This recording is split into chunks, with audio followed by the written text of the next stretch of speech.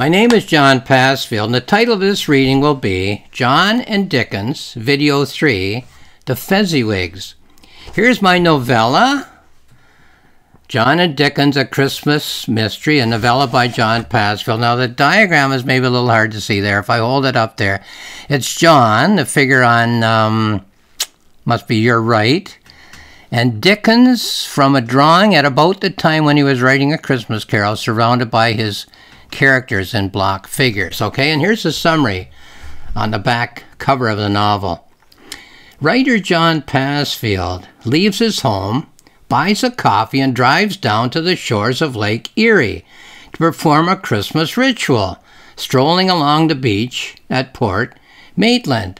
It's something he's done for many years, but this year is different. This year, John suddenly finds himself in the writing room of famed Victorian novelist Charles Dickens, who sets out his new idea for a Christmas tale. Dickens invites John to watch rehearsals for the writing of the story, but as Dickens struggles through contentious negotiations with his amazingly independent characters, John wonders whether A Christmas Carol will ever be written. Okay. The writer Charles Dickens has created characters who are so real that they have minds of their own.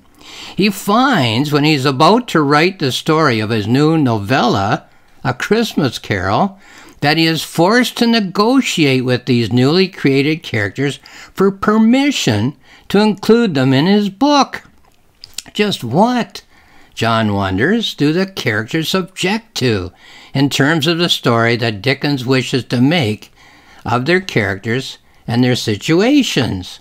Here's the rehearsal that Dickens invites John to attend as Dickens explains his ideas to the characters Mr. and Mrs. Fezziwig. Okay, let's go to chapter 4, page 35. Okay, so this is John watching as Dickens meets the Fezziwigs, characters he's already created, but whom he hasn't written about. It's a rehearsal. He's explaining to these characters how he wants to write about them. Look here. Look at this, John, Dickens is saying. This is old Fezziwig, John, a character who will be in my Christmas tale. It's a scene of country dancing. Couples will dance around the room. A very unique old fellow, John, based on a man I used to know. I created him as much for the humor as for anything else. See, he's dancing with his wife. Not much of a dancer, you will agree, but there will be much that I can do with my ink and my pen. For a flame, one needs a spark, just a spark from which to raise a towering plume. See? Perhaps the old fellow's tired. He's been dancing since I created him.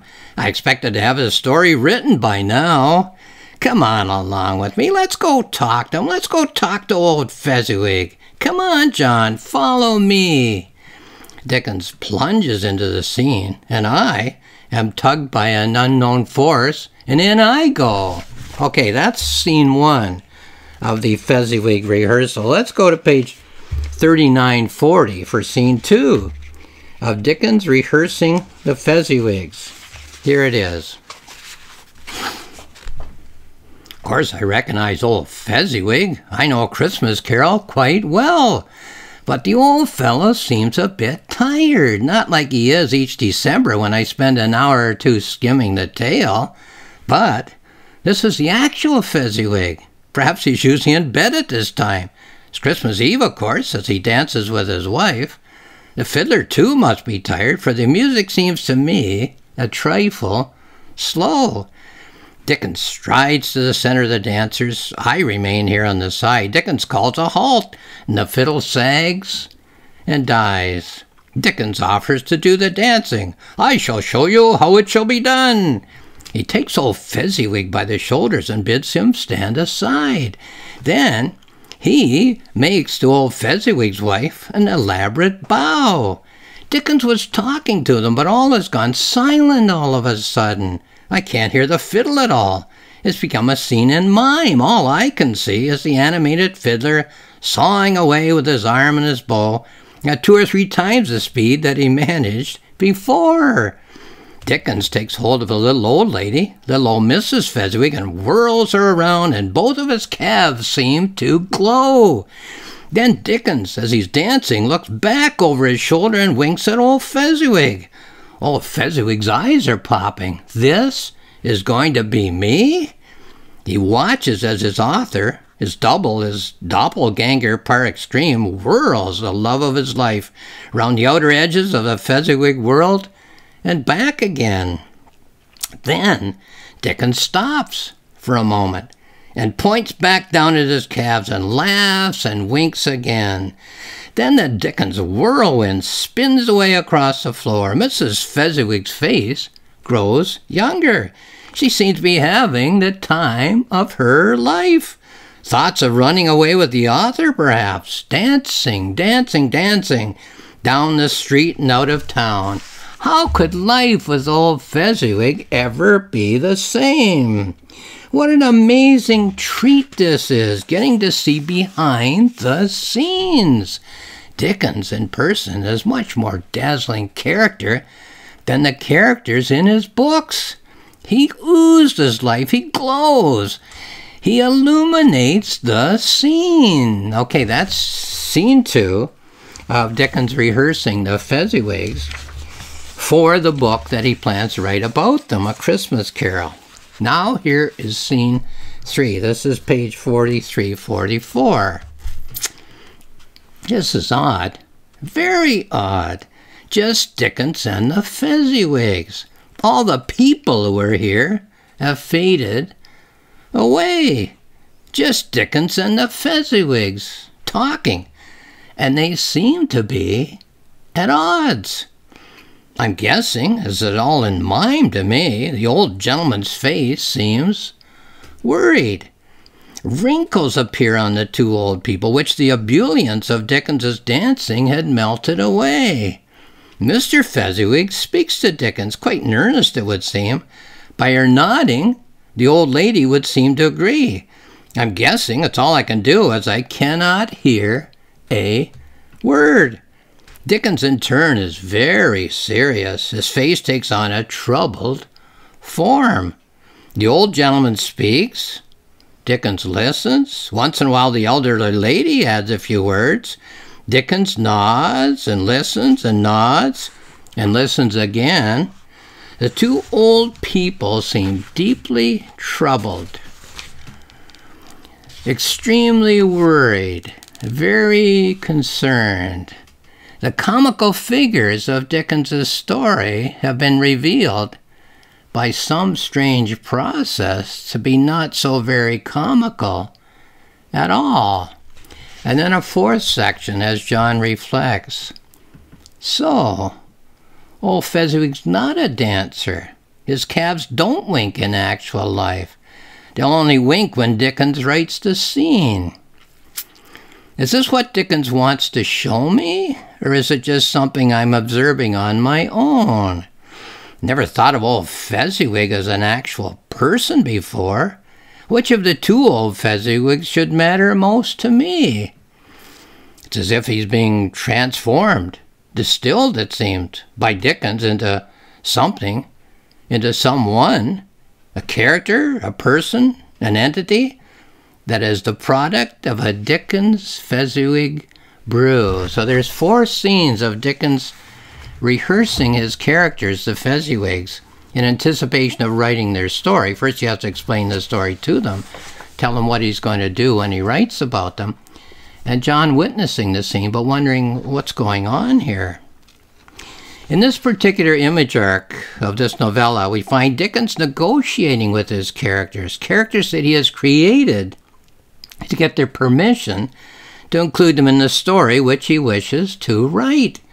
I suppose one can say that this novella is built on the 2 poles of harmony and disharmony. I don't know whether anyone would say that there's more disharmony in the world today, more division, than there's ever been at any time in the past. Whether one would say that our era, I'm speaking in 2023, is no different than the past. People today, though, seem to feel that they know exactly what the divisions are in current world society.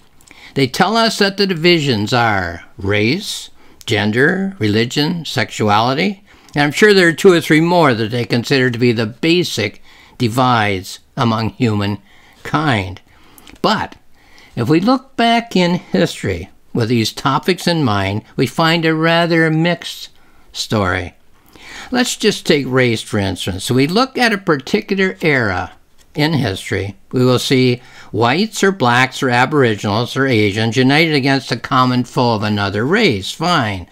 But then if we move backwards through time, or forward through time, 50 or 100 years in each case, we will find whites enslaving and destroying whites.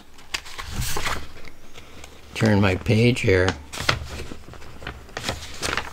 Blacks enslaving and destroying blacks.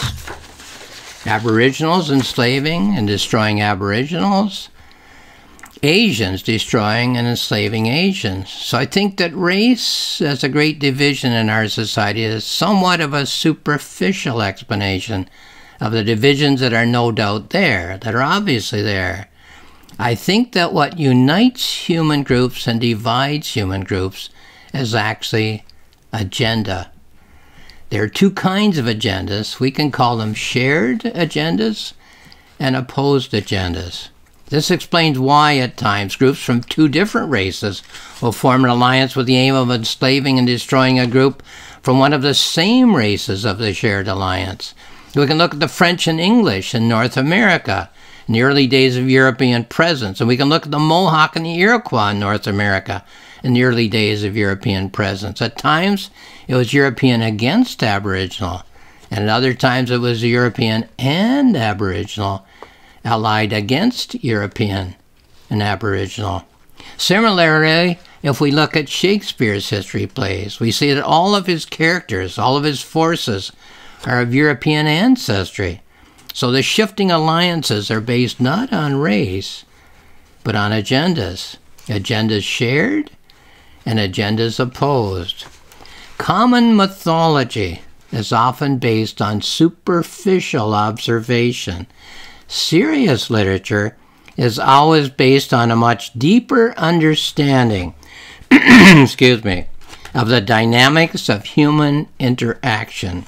Although literature can be written at a superficial level, the serious literature of our time will not be about the divisions of race, gender, sexuality, religion, and so on, although they might seem to be at first glance. The works of literature that will last beyond our own time, when our social issues are as old as those of the past, of the 1930s and the 1950s, for instance, will be written at a much deeper level of understanding of the entire history of the human race than that of current social concerns.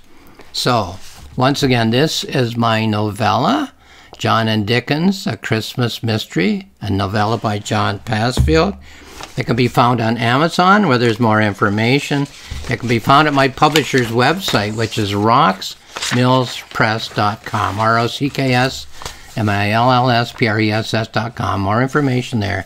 There's also 2 free books on my website, johnpassfield.ca, JOHNPASSFIELD.ca. A planning notebook, which leads me, and will lead you if you read it, to the planning and writing process of this novella, and a reflective journal on which I reflect on all the topics that such a novella as Dickens' A Christmas Carol and my novella raises as I was polishing the novella for a month or 6 weeks. Lastly, I'll just say thank you for watching this video.